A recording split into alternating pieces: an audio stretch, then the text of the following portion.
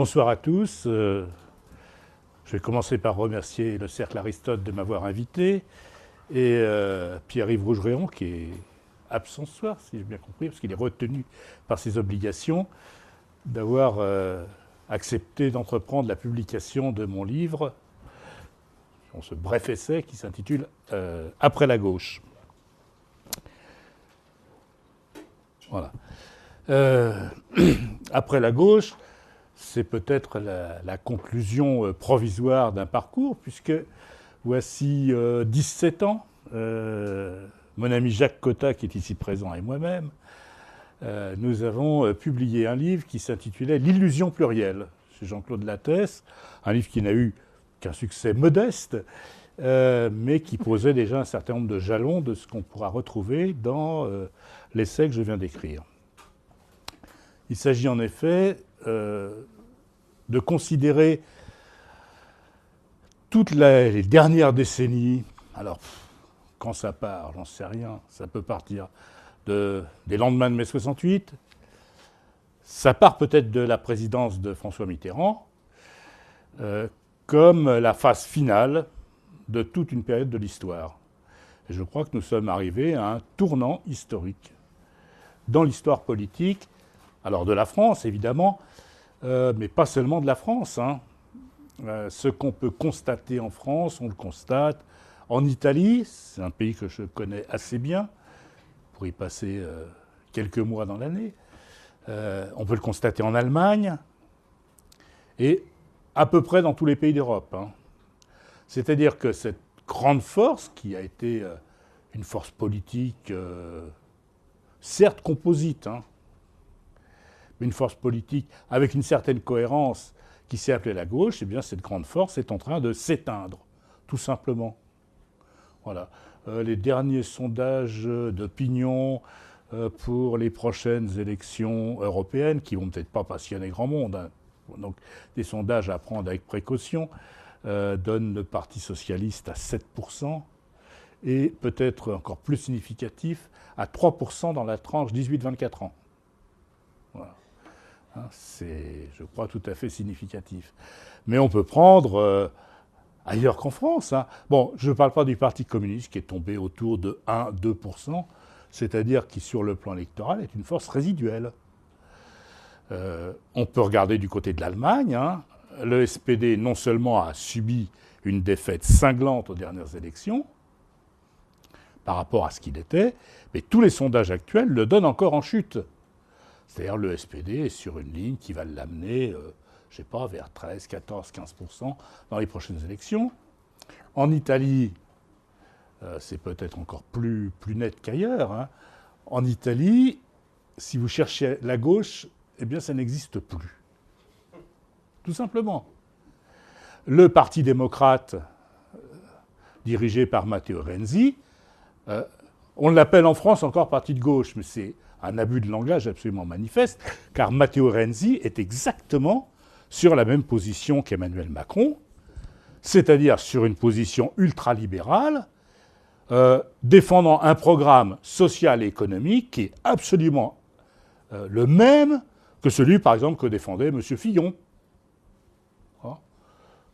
Je dis en passant, tous les gens de gauche qui se sont dit aller voter Macron pour éviter Fillon, je ne sais pas à quoi ils pensaient.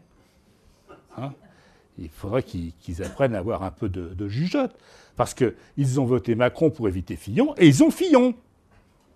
Alors un Fillon moderne, un Fillon plus sympa peut-être, encore que l'épreuve du pouvoir a montré qu'il n'était peut-être pas plus sympa non plus, mais un Fillon sur le plan économique, c'est Fillon sur le plan social, c'est la même chose. Donc c'est indistinguable. Et en Italie, Matteo Renzi est à un cheveu de son adversaire de jadis, Silvio Berlusconi. Et d'ailleurs, tous les deux se sont rencontrés et cherchaient à voir comment ils allaient pouvoir ensemble essayer de contrer cette vague populiste, comme ils disent, qui a conquis l'Italie et qui joue aujourd'hui dans les sondages. Vous avez un gouvernement qui a entre 60 et 70% de satisfaits dans la population italienne. Bon. Et puis, qu'est-ce qu'il y a à côté du PD ? Rien. Rien. Les anciens partis de gauche, les survivances, le parti Rifondazione Comunista, et puis les divers partis d'extrême gauche sont réduits à rien du tout. Ce qui n'était pas le cas il y a 20 ans. Hein. Il y a 20 ans, Rifondazione Comunista en Italie, c'était 7, 8, 10%, dans certaines régions 15% des voix, de nombreux élus, des maires, etc. C'était ce qui restait du Parti communiste. Tout ça a été balayé. On regarde en Italie, la gauche, elle est nulle part. Alors une partie de ses militants ont disparu, ses électeurs non plus ont disparu. Ils se trouvent en grande majorité dans le mouvement 5 étoiles, qui a été de ce côté-là, et en partie, c'est nécessaire, hein, il faut bien que c'est avec des civils qu'on fait des militaires, hein, et les électeurs de Salvini et de la Lega, qu'on ne doit plus appeler Lega Nord, les électeurs de la Lega se recrutent en partie aussi chez les électeurs du Parti communiste. Voilà. Et puis on peut continuer le tableau. Hein. Alors en France, on a peut-être une petite exception, c'est qu'il y a un parti qui a fait plus de 7 millions de voix, qui s'appelle la France Insoumise, mais qui est peut-être pas promis à un avenir aussi brillant que le croient ses promoteurs. Et de toute façon, il est arrivé en 4e position, sur la base du désastre du reste de la gauche. Voilà. Bon, alors pourquoi est-ce qu'on est en fin de cycle ? Voilà, ça c'est la question. Alors on peut invoquer, alors ça c'est classique, hein. Moi j'étais longtemps militant trotskiste, hein, et puis à bien des égards je continue à garder une grande sympathie pour ce mouvement, mais on avait une explication toute simple et qui marchait à tous les coups, c'est parce que les dirigeants traîtres ont trahi, et comme les dirigeants traîtres ont trahi, eh bien les masses se sont détournées d'eux. L'explication n'est pas très probante, parce que bon, la première fois ça marche, hein. Et bon, voilà, je lui ai fait confiance, il m'a trahi. Mais à la 10e fois, vous ne pouvez plus dire, je lui ai fait confiance et il m'a trahi. Là, ça devient de l'aveuglement. Donc il y a d'autres raisons. La raison de fond, je crois, c'est qu'il faut essayer de comprendre ce qu'a été ce mouvement, ce qu'on a appelé la gauche, et pour ça, revenir à des choses peut-être plus fondamentales. En réalité, nous vivons, je dis nous, ouais, nous les Européens. Nous vivons depuis le XVIe, XVIIe siècle, avec une idée en tête, et ce n'est pas qu'une idée, c'est des réalisations matérielles évidemment, qui était l'idée de progrès. Vous regardez les philosophes du fin du XVIe siècle, début du XVIIe, ils pensent tous que demain sera mieux qu'aujourd'hui.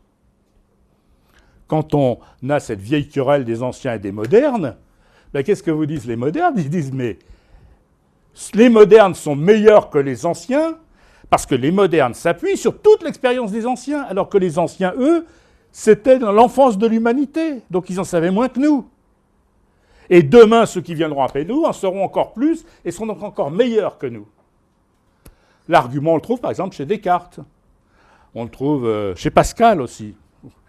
Et puis on le trouve chez d'autres encore. Et donc on vit avec cette idée-là. Le programme social, politique, philosophique de la modernité, il est, par exemple, dans un texte que tous les bacheliers ont dû un petit peu fréquenter, qui est le discours de la méthode de Descartes. Qu'est-ce qui se termine le discours de la méthode de Descartes ? Il dit « Grâce à la science nouvelle, nous allons pouvoir nous rendre comme maîtres et possesseurs de la nature. Nous allons pouvoir utiliser la science pour alléger la peine des hommes et pour garantir leur santé, car la santé est le plus grand de tous les biens, etc., etc. » Et même, ajoute Descartes, grâce à la médecine, car le corps est étroitement lié à l'âme, nous allons pouvoir être plus sages. Voilà. Alors, lisez ce texte extraordinaire, 6e partie du discours de la méthode, 1637, hein, et vous avez le programme que nous allons suivre.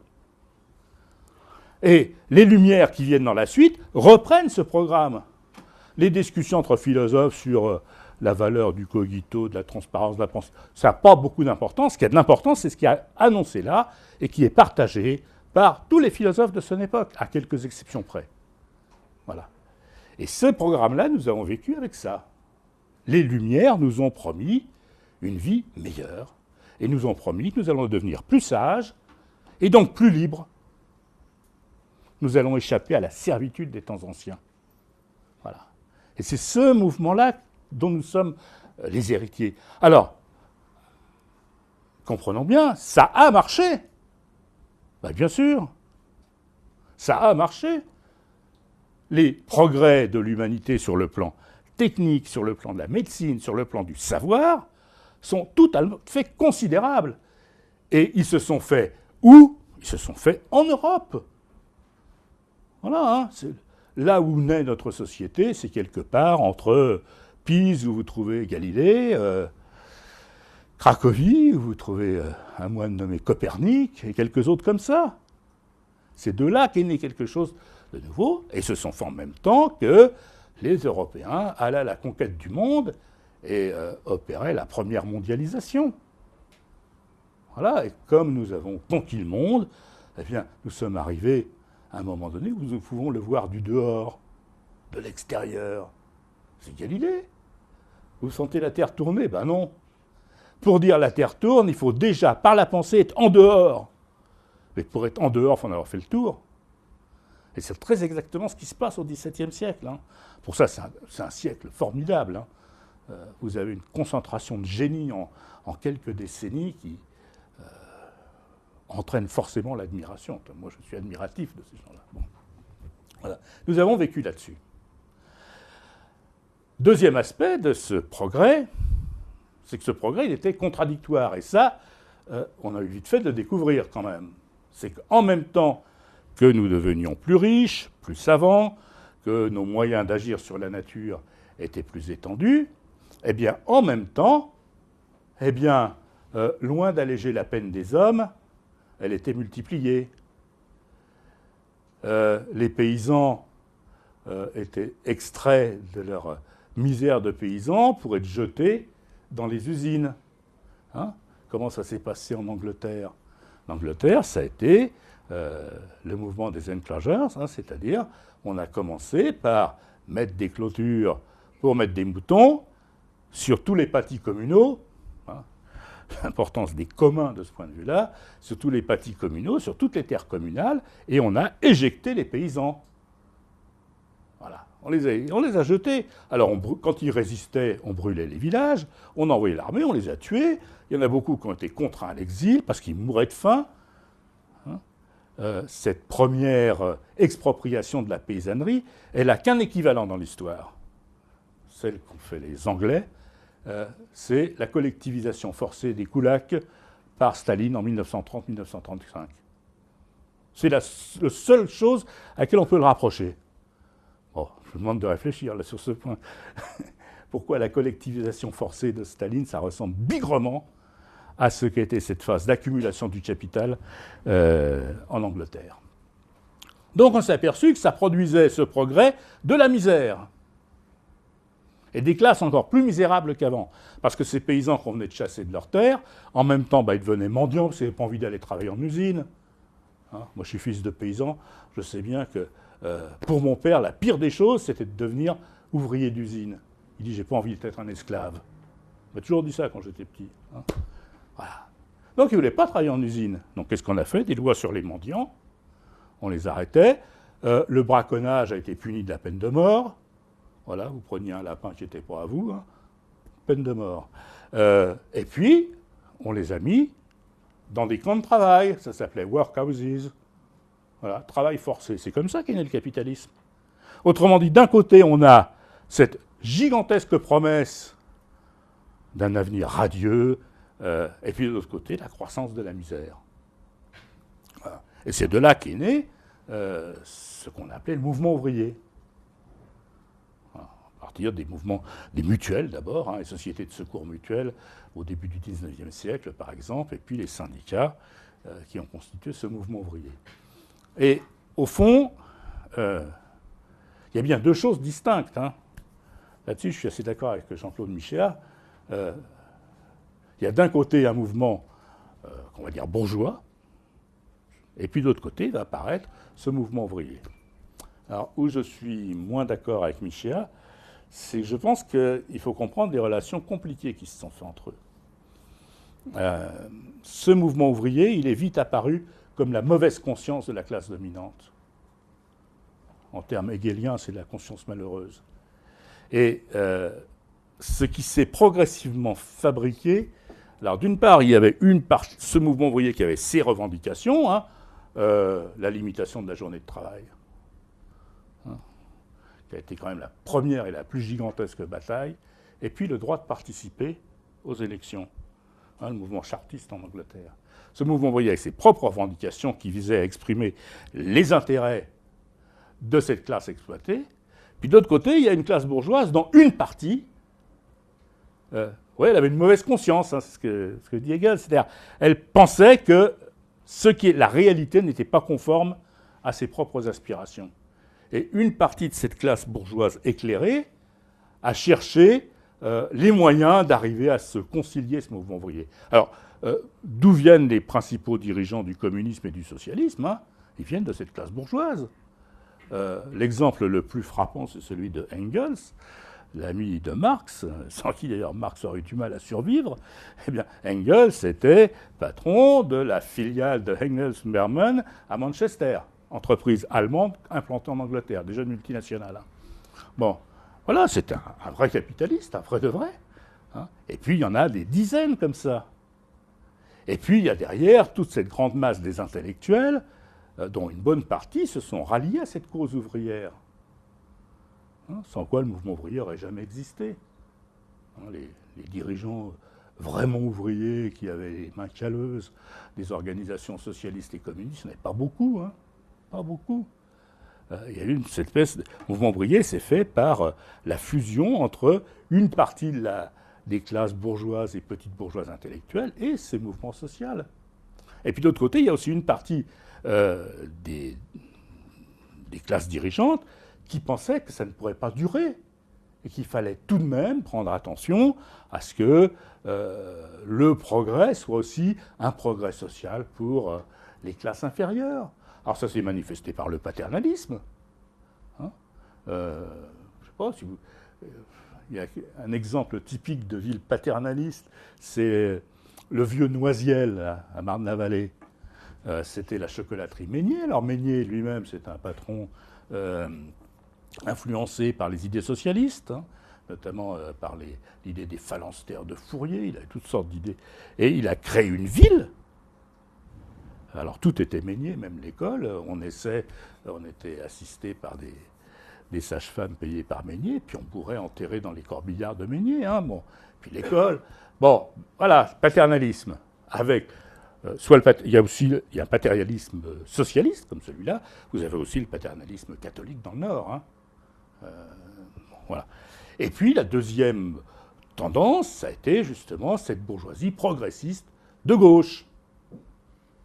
Voilà. Et qu'est-ce qui s'est passé? Toute notre histoire pendant près de 2 siècles, elle a été la combinaison entre ces diverses fractions de la classe dominante, cette fraction de gauche, et ce mouvement ouvrier, avec des accords qui se sont faits. Au fur et à mesure que les ouvriers étaient intégrés à la vieille société, parce qu'ils gagnaient mieux leur vie, parce qu'ils avaient plus de protection sociale, les premières caisses de retraite, les premières assurances sociales, c'est quand même déjà très vieux, hein, tout ça. Eh bien, ils finissaient par accepter cette société dans laquelle ils avaient souvent été jetés, contraints. Hein. C'est pour ça dire que les premières générations ouvrières étaient plutôt anarchistes. C'était des gens qui étaient auparavant des artisans à leur compte et qui se retrouvent embarqués dans cette machinerie de la production de la plus-value.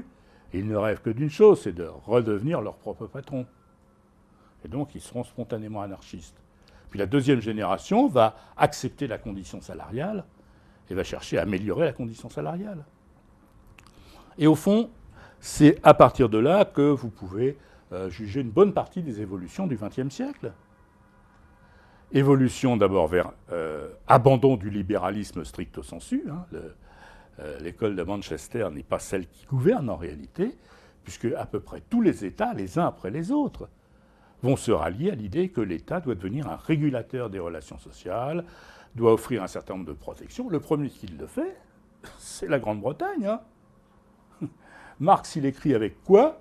Il a comme principale source de documentation les rapports des inspecteurs de fabrique, qui ont été dépêchés par le gouvernement britannique et qui proposent toute une série de choses qui décoiffent sérieusement.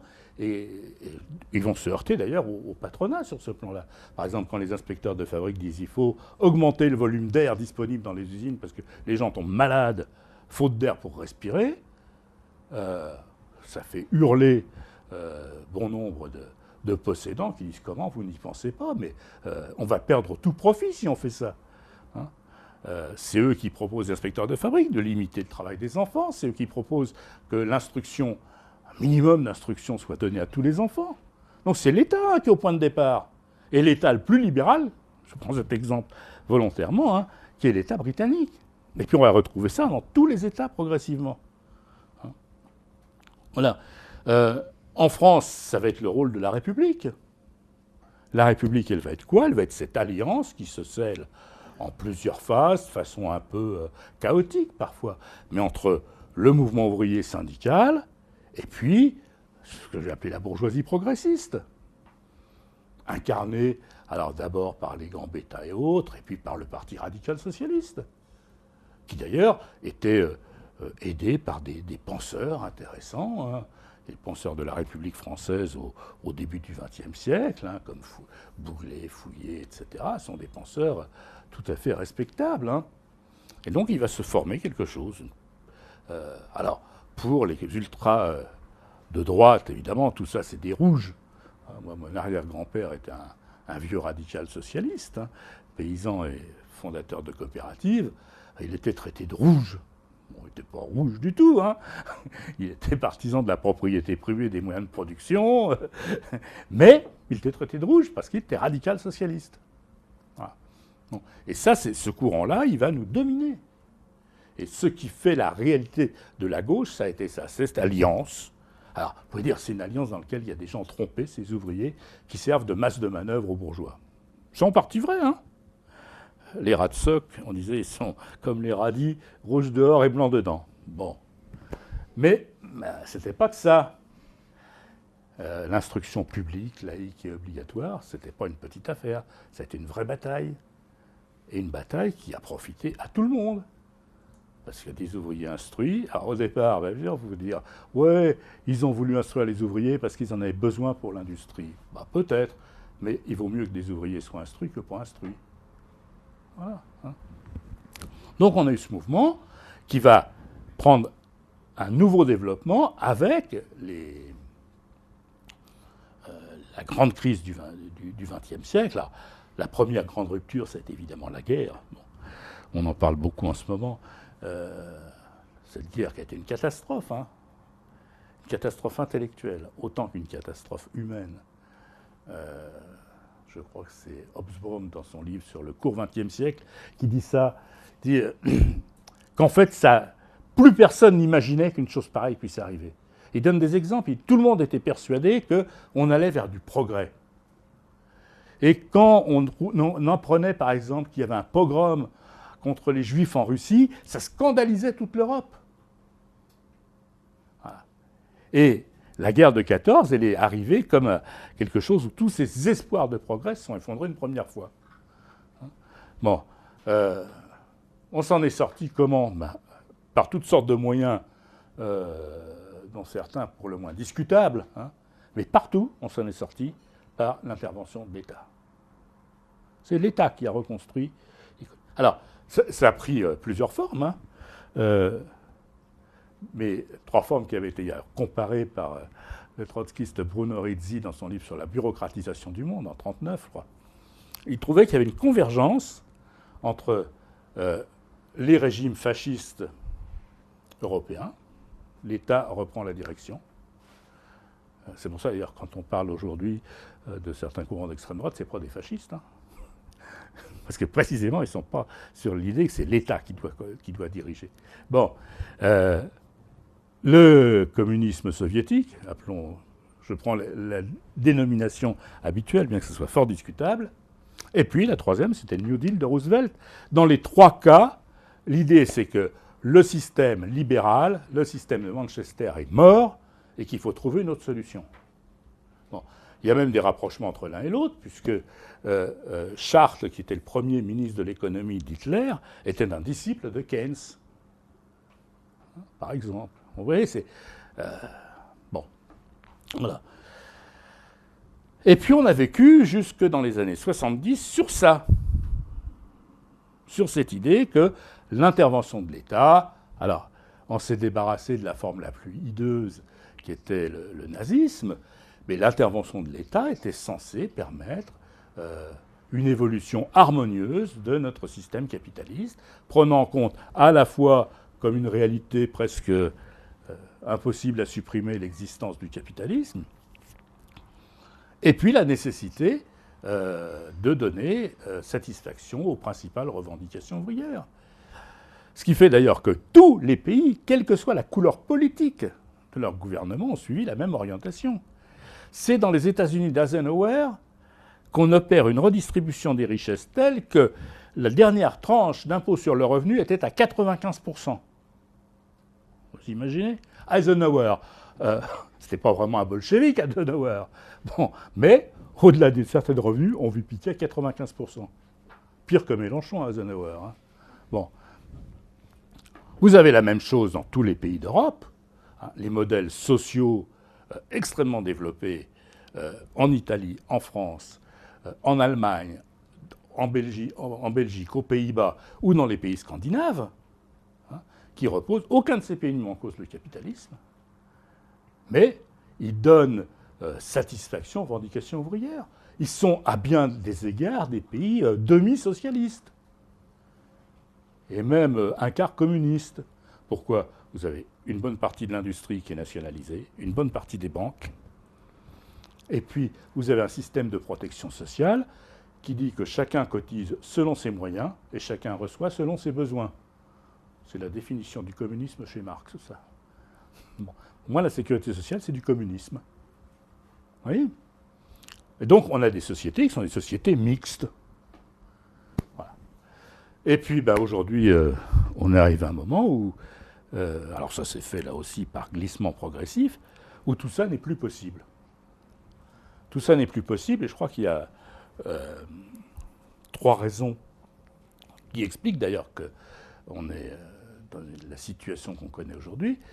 La première raison, c'est que la dynamique de la croissance du capitalisme ne peut pas être éternelle.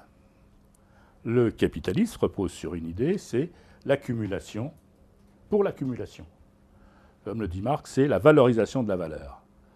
Ce qu'on appelle dans le grand public la croissance. Bon.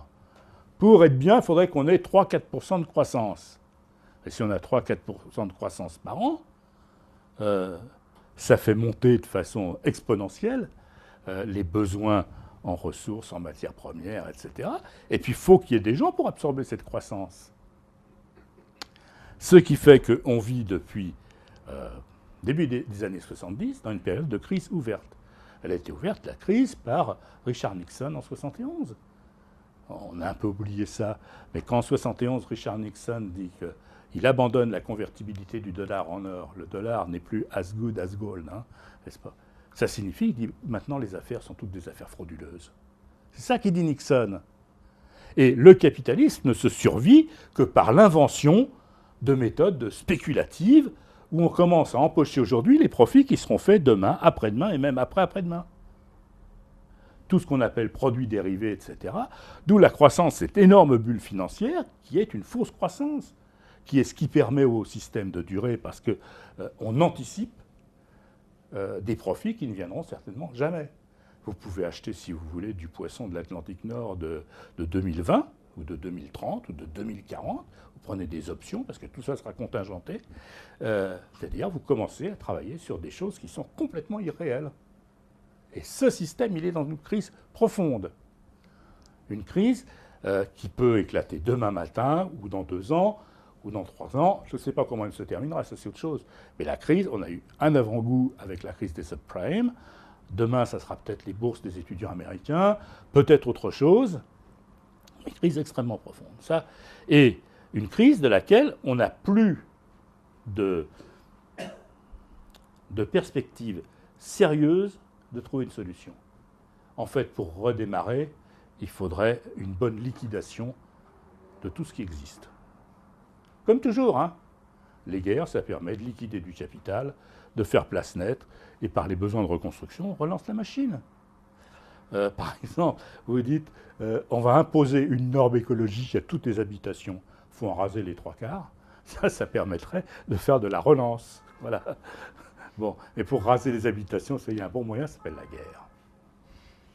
Ah ouais. Et tout le monde sait qu'on est là. Quand on voit, par exemple, l'obsession de notre gouvernement, j'ai appris l'autre jour que la Russie était à nos frontières. J'ai regardé les frontières, j'ai regardé la carte. La Russie n'est pas à nos frontières. À ma connaissance, aux frontières, il y a l'Allemagne, avec qui nous sommes en bonne entente, il y a l'Italie, l'Espagne, mais pas la Russie. Non, j'ai appris. La Russie est à nos frontières. Remarquez que le même nous avait annoncé que la Guyane était une île. Et pourtant, c'est la Guyane qui nous permet d'être frontalier du Brésil. Et c'est même avec le Brésil qu'on a la plus longue frontière terrestre. Hein. Bon. Mais c'est pas par hasard si on dit ces choses-là. C'est parce que l'idée de guerre commence à tourner dans la tête des classes dirigeantes. Ils commencent tous à y penser. Il ne faut pas prendre Donald Trump que pour un cinglé. Hein. Tous ces gens-là sont conscients de ça. Voilà. Ça, c'est le premier aspect. La crise du capitalisme. Alors, je ne sais pas si ce sera une crise finale, mais elle se profile. Et comment ça va tourner, j'en sais rien. Il y a une deuxième crise très importante, c'est la crise écologique. Alors, évidemment, la taxe écologique sur le gazole, bon, c'est de la foutaise. Mais il y a effectivement une vraie crise écologique. Nous consommons bien plus de ressources que ce dont nous disposons. Nous sommes en train de ruiner la planète. Demain, on va se battre pour la terre et pour l'eau. Les principales concurrences, rivalités entre grands groupes et grandes puissances se font pour la terre et pour l'eau. L'Afrique, le problème, c'est qui va acheter la terre et qui va contrôler les ressources en eau. Parce que la crise de l'ensemble de la planète va rendre toutes ces choses-là très rares. Si, par exemple, l'élévation de la température est relativement importante par chez nous, par exemple, l'agriculture française est terminée. Hein. Voilà. Donc il faut trouver d'autres endroits où faire pousser ce qui est nécessaire pour manger. Bon. Voilà. Je ne donne que cet aspect, mais cette crise écologique est très profonde. Hein. La menace sur notre planète n'a peut-être jamais été aussi prégnante, parce que pendant des millénaires, nous n'étions que 4 fois rien sur cette planète. Hein. Et notre activité touchait qu'un tout petit morceau. Mais je crois qu'ont raison de ceux qui disent que nous sommes entrés dans l'Anthropocène, c'est-à-dire une période où le facteur géologique fondamental, c'est l'activité humaine. Et donc là, il faut qu'on s'en saisisse. Hein. Alors, il y a tout le baratin qui est fait autour, ce qu'on appelle le greenwashing, hein. Par exemple la voiture électrique, et d'autres plaisanteries du même genre, mais on est face à cette situation-là. Puis il y a une troisième chose qui va être la crise démographique. Le capitalisme, ça marche pourquoi ? Parce que l'accumulation est rendue possible par l'augmentation de la population. Hein. Le grand élan de la population humaine, il commence vers le XVIIIe siècle. Hein. On est moins d'1 milliard, maintenant on est à 7,5. Et puis, dans 30 ans, on sera, 9,5, 10, 11, on ne sait pas trop, mais 2050, c'est autour de ça. Alors là, il y a 3 solutions. Je prends les 3 scénarios de l'ONU. Oui. 3 solutions. Première solution, alors ça c'est la solution optimiste des démographes. Tous les pays adoptent le mode de développement des Occidentaux, et donc ils feront 1 enfant, 6 ou 7 par femme. Donc on retombe à 7,5 milliards vers 2100. Deuxième hypothèse, plus douce, la population commence à stagner, on reste à 11 milliards jusqu'à la fin du siècle. Troisième hypothèse, rien de tout ça marche et on est 16 milliards. La dernière est une catastrophe, hein. Bon, bien sûr. Bon. Et les 2 autres, la dernière est une catastrophe pour l'humanité, parce qu'on va se retrouver sans ressources et on va commencer à se battre. Ça va ressembler au film de science-fiction. Hein. Bon. Mais les 2 autres ne sont pas bonnes non plus pour le capitalisme, parce que ça veut dire qu'il n'y a plus de croissance et qu'il va leur trouver autre chose. Une autre manière de produire, d'autres règles de répartition des richesses. Voilà. Et je crois qu'on est dans cette situation-là aujourd'hui. Et moi, je suis assez d'accord avec Wallerstein et ses amis dans un petit livre qu'ils ont sorti il y a 3-4 ans sur l'avenir du capitalisme. Ils disent tous, à partir d'analyses, pas forcément les mêmes, hein, ils ont des désaccords, mais ils disent tous, allez, 2050. Alors, 2050, soit il en sortira quelque chose de meilleur, soit il en sortira du pire. Hein. Il n'y a pas de sens de l'histoire, elle n'est pas écrite à l'avance. Mais voilà, c'est à peu près sur cette base-là qu'il faut se caler. Bon. Si on comprend ça, je ne sais pas, ça fait tout longtemps que je parle peut-être, et je vais assommer tout le monde.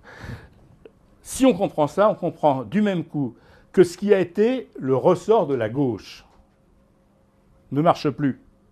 Parce qu'au fond, je vous satisfais vos revendications, vous avez la Sécu, tout ça, mais en contrepartie, la croissance va me permettre de récupérer des profits. Mais si ça ne marche plus, l'alliance sur laquelle reposait la gauche n'existe plus. Et c'est ce que nous voyons. Qu'est-ce que fait le dernier gouvernement de gauche français avant celui de M. Macron, le gouvernement de Hollande? Il assume complètement l'idée que le Parti socialiste n'a plus à s'occuper des revendications ouvrières, mais doit développer le libéralisme économique. Et tout ce que fait M. Macron aujourd'hui est dans la stricte continuité du gouvernement précédent, auquel il participait d'ailleurs. Donc il y a absolument continuité, et cette continuité se place sur une idée, c'est que la vieille alliance de gauche n'existe plus. Ce qu'un certain nombre de gens du Parti socialiste ont théorisé, notamment le club de réflexion Terra Nova, il y a quelques années, a dit qu'il fallait que le PS change de base. Le monde ne pouvait pas changer de base, donc on va changer le PS de base. C'est plus la peine d'essayer d'attirer les votes des ouvriers. De toute façon, les ouvriers ne comprennent rien et puis ils sont déjà gagnés par le Front National, donc il n'y a rien à faire. Et il faut s'occuper, au contraire, des nouvelles couches sur lesquelles va se construire ce nouveau socialisme moderne qui ressemble comme deux gouttes d'eau au libéralisme. C'est ça qu'ils ont enregistré. Bon. Et c'est ça qui explique qu'il n'y a plus de gauche. Alors, il y a encore un mouvement ouvrier, alors, qui résiste tant bien que mal, qui fait ce qu'il peut,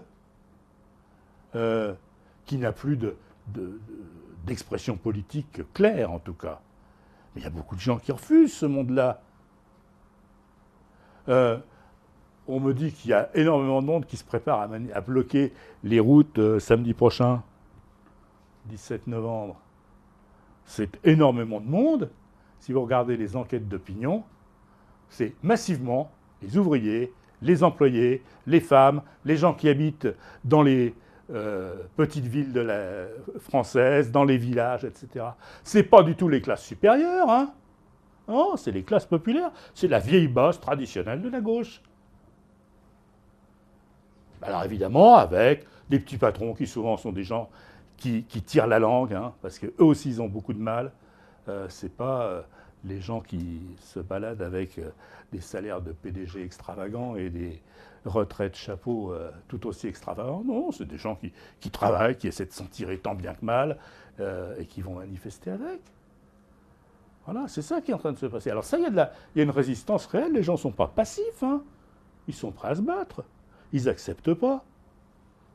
Et le refus de cette caste politique dirigeante, il est à peu près clair partout. Mais il n'a pas d'expression politique bien définie. Voilà. Il prend toutes sortes de formes. Si vous prenez l'exemple italien est parfaitement net. Hein.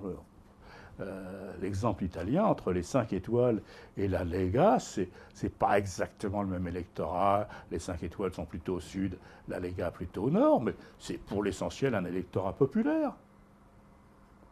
C'est l'ancien électorat de la gauche italienne qui est là-dedans. Voilà. Et donc ça prouve qu'il y a bien une résistance. La lutte de classe, ça existe toujours, voilà. Mais il n'y a plus cette dimension politique qui était incarnée par la gauche. Bon. Alors, je pourrais rentrer dans le détail sur pourquoi tout ça s'est passé. Hein. Je pense que là-dedans, il faudrait, ce que j'essaie de faire très rapidement, inclure un bilan du marxisme. Voilà. Mais bon, je vais laisser ça de côté, peut-être qu'on aura l'occasion d'y revenir dans le débat. Alors, qu'est-ce qu'on peut faire? Qu'est-ce qu'on peut faire?